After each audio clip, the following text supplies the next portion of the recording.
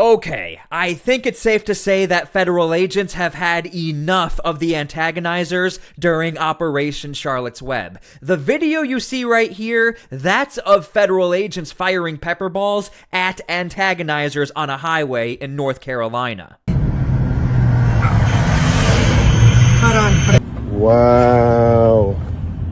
His plates are right. And speaking of antagonizers, another antagonizer found out the hard way that if you mess with Homeland Security, especially with these vehicle assaults or using your vehicle to impede Homeland Security, they're gonna come after you, and they did in both of these cases. And I also want to remind you guys, we are only on day 6 of this operation, so we have a lot to cover as far as these vehicle assaults, and Chief Bovino comments on the non-profit training people to track these agents. We'll get to that later in the video. Now, before we start the video, make sure to please like the video. It's the #1 way you guys are helping this channel, and it also helps others see the videos as well, and I think people want to see what the heck is going on with these agitators trying to mess with Homeland Security.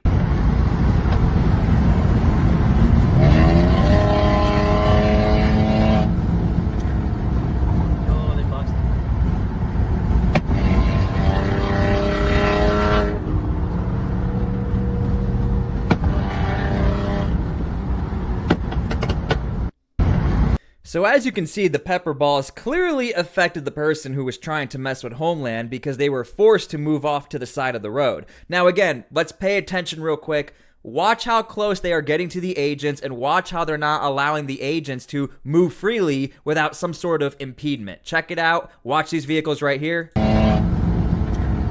Specifically this black car right here.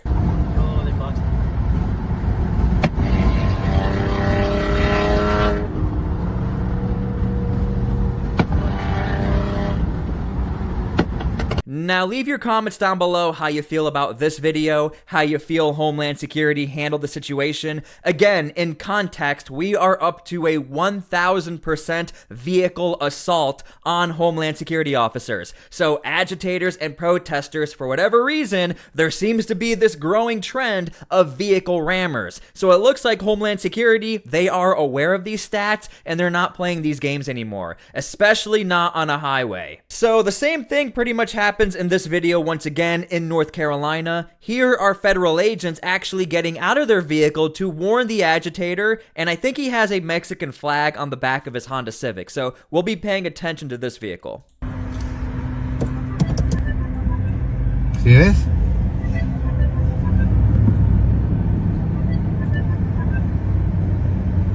La van a chingar.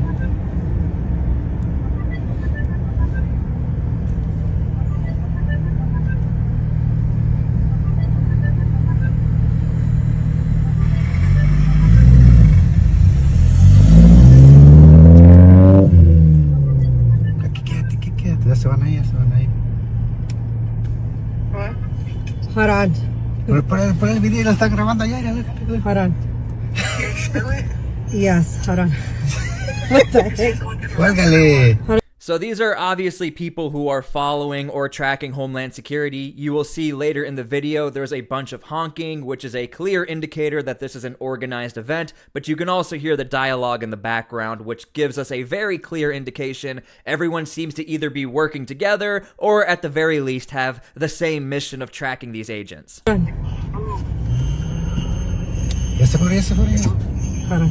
Oh shit. Te vas hasta chocar tú. Dude, please don't tell me you're in Charlotte and didn't go to work today just to record. I mean, that person on the phone call just said, please don't tell me you're off from work and just went to Charlotte to go and record. I mean, that's a dead giveaway. Go. Well, I went with Jaime. Hold on. Ahí va otro. Oh, fuck. Ya vienen todos, ahora sí. Oh man, this guy has like 10 immigrations on them right now. Ya lo van a agarrar, lo van a bajar. Just like a chase? No, he stopped. Now, we don't have the actual video where the person gets ripped out of his car and gets arrested, but we have a clear indication as to what exactly happened. All you have to do is scroll a little more forward and you'll see this vehicle has clearly been totally destroyed and the person was probably in some pretty big trouble.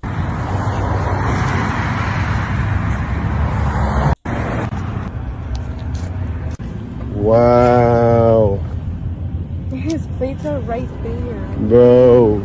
So please leave your comments down below how you feel about this. One thing we have to understand about North Carolina and Operation Charlotte's Web, we are probably going to see a lot more encounters just like this, because if you do want to track down Homeland Security and watch their deportation operations, you have to use your vehicle, because Charlotte alone is pretty spread out, but so is the entire operation. It's not only in Charlotte, it's in surrounding cities. Unlike in Chicago, where volunteer groups were just able to pass out 4,000 whistles just like that. Now, speaking of volunteer groups, I think you'll find this interesting. If you've been paying attention to the Charlotte's Web story, you know about this volunteer group who went to a Methodist church and was training people on how to track ICE, apparently. Well, this is what Chief Bovino had to say about it. And real quick, before we continue, make sure to please subscribe to my channel so I can keep you up to date with stories just like this. And if you see the QR code, that's for people watching TV. Just take out your cell phone, scan the QR code. That's an easier way to subscribe to my channel as well. Thank you so much. Let's continue. All right. Well, we got them training now. I mean, it's not the most vicious crew I've ever seen. They're practicing how to blow a whistle. They're doing it in church. How do you understand the ICE? Okay, Chief Bovino is trying so hard not to laugh, but I always tell people this, if you are unaware, Chief Bovino loves to troll people on the internet. If you guys want to go follow him on X, I mean, he's constantly either trolling people or messaging random accounts with like 4 followers, and he'll be like, your opinion doesn't matter, you only have 4 followers. So he kind of is a jokester online, but when he tries to do these serious interviews, you'll notice sometimes he will crack a smile here and there. But on the internet, he is a jokester. Resistance. Jesse, you know, to understand that, that's a tall order. I was talking with my team today, and we've came to the conclusion that this is a cult-like, this is a cult. This is cult behavior. These individuals oftentimes don't even know why they're protesting ICE and Border Patrol in their communities. Jesse, we could be out there with a child rapist, and they would come out and protest that.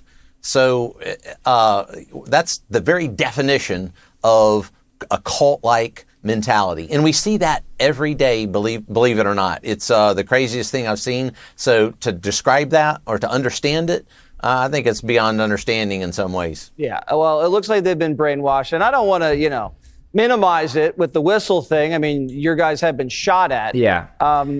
I've been saying this over in the Chicago days. The whistle, although it seems like a joke, it's actually a very big deal because it's not only one person with a whistle, we're talking about entire neighborhoods. So the whistle has actually been super effective for protesters, super cheap, anyone can use a whistle, anyone can get involved. In fact, a whistle has become like this monumentous thing to have a whistle over in Chicago. There have been entire news reports over the use of these whistles and the people who made it popular. So don't laugh too much about the whistles. They are a very big deal, and it's a very big indicator of what's to come throughout other cities. If it's working in Chicago, it could probably work in other cities, and we've already seen the distribution of whistles throughout Charlotte. Say that. The street, lady. Get out of the way. This is my street. No, it's not. It's a public street. Not your street. It's my street. It's not your street. No, ma'am. Get out of the road.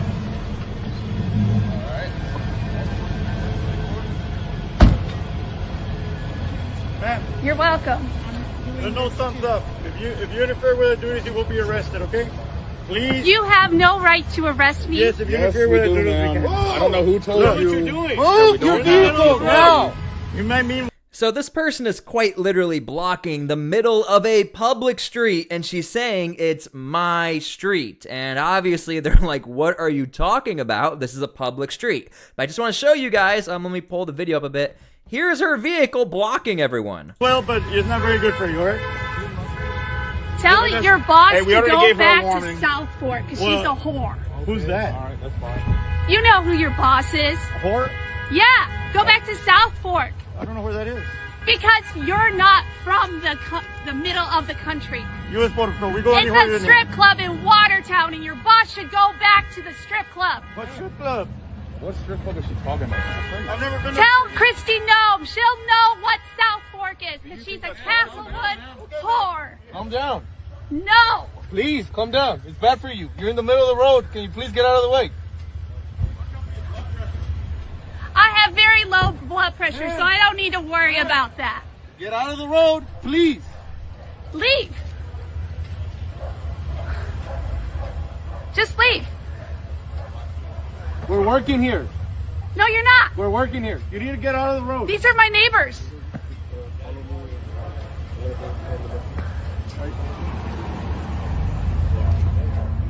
Get out. I'm gonna be honest with you, and this is a comment I keep seeing. Where are the Charlotte police? Where are the state troopers? Where are the sheriffs?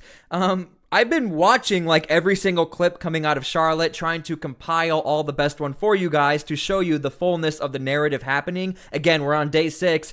You hardly almost ever see any sort of Charlotte police officers, almost ever.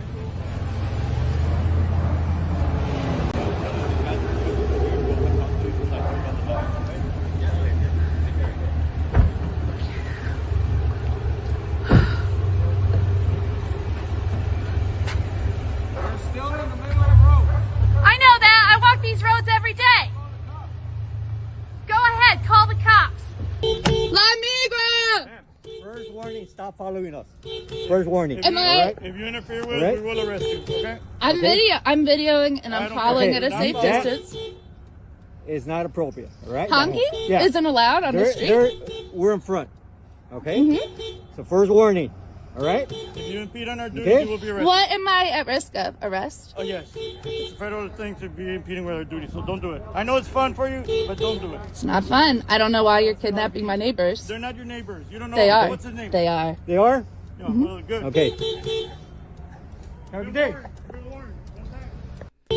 Okay, so leave your comments down below how you feel about these types of clips. Okay, another common theme we are seeing with Operation Charlotte's Web, there seems to be a lot of elected officials who don't really know what's going on, and they keep claiming that Homeland Security is not telling them anything. Well, this is Charlotte's mayor pro tempore. Basically, this is the stand-in mayor if the mayor is not around. So check this out. You know, you talked about trying to get some of the information that you have not been able to get answers to from federal officials. Do you have further guidance at this point on how much longer they plan to be in Charlotte? You know, we have asked those questions and we have been met with little to no information. It truly has been an opaque process, an opaque operation. But what we continue to say is that we will abide by our state jurisdiction. The state of North Carolina is a Dillon Rule state, so we have to abide by what our General Assembly says, and we will comply with the law. And we've asked our residents to do that. They have. Simultaneously, we have supported our residents by disseminating information as quickly as possible with working with grassroots organizations. So I find it rather interesting. The pro tempore is on national television saying, we are working with grassroots organizations. Now, when you say something like that to the Trump administration, that is some sort of collaboration as far as data gathering or as far as obstructing and watching Homeland Security trying to do their jobs. Now, one thing I want to say is this. I have been tracking the Trump administration since day one as far as their ICE operations and Homeland Security operations. The Trump administration pretty much begs other counties, states, and governors to please work with us. We all want to work together. So if there was some sincerity behind Charlotte or from the governor of North Carolina, the Trump administration is never going to say no to some sort of cooperation. I mean, let's really think about this. What if all of a sudden tomorrow, Governor Gavin Newsom says, you know what? You are right, President Trump. I want to work with you. Bring in your agents. We're going to all collaborate. That would obviously be the biggest yes, let's work together. So again, I'm just trying to point out, in situations where people are saying, I don't know what's going on, there's not a lot of information, I believe the elected officials. But at the same time, the Trump administration really seems to want to be cooperating with police unions and other groups as far as working together and as far as finding illegal immigrants. So I'm just questioning the sincerity coming out of Charlotte. I just want to give you guys the full information. Do you guys feel safe? The level of violence is certainly something that I've not seen before. As you saw in one of your earlier clips, one of the Border Patrol agents out there said that it was the worst he had seen in 26 years. I agree with that. The level of violence that we're seeing is unprecedented. Just today, we had Border Patrol agents rammed by a vehicle, actually rammed twice by a vehicle. Wow. And a 4,000-pound missile like that is not a fun thing to go up against, nor gunshots, physical assaults, and many other things. So it's certainly concerning, but we carry on with the mission. And Chief Bovino is on record saying he does blame a lot of this, specifically in Charlotte and North Carolina, directly to the governor. Again, this has always been the position of the Trump administration, where all of a sudden we have an increase of these attacks. Well, there seems to be one clear indicator. Again, to the Trump administration, that indicator seems to be the lawmakers who are amplifying this negative narrative towards Homeland Security. Now, this wouldn't be a T-SPLY video if I don't have a clip like this. I mean, this is totally expected with all of these federal agencies coming into your city. There's going to be protesters who probably get arrested. Federal prosecutors say that a Charlotte woman is facing federal charges following her arrest outside of the ICE office in Charlotte.